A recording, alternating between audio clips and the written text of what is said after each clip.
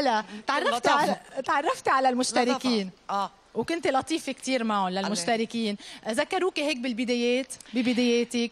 لا مش ببداياتي، لان احنا ما ابتديناش كده. هم يعني حظهم احسن مننا شويه، لان بيلاقوا منظومه بتنظم لهم شغلهم، بتحطهم على الطريق الصحيح، بتمهد لهم شغلهم وتمثيلهم. بيقولوا لهم يلا مثلوا بقى، يعني مفروش بحرير.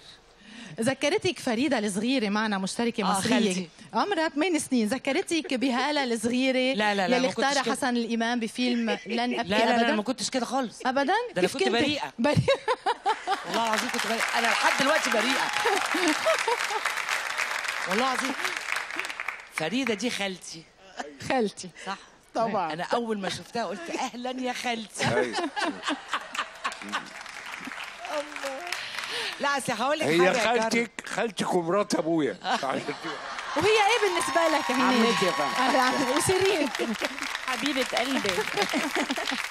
الأطفال أيامينا ما كانوش بالجرأة دي، وبحيي طبعا عائلتها الكريمة إنها بتقدم لها وبتساعدها وبتقف جنبها بتدعمها، فده شيء جميل جدا. والدتها دايما معها هي وخيها الصغير كمان، وجه لهم تحية أكيد.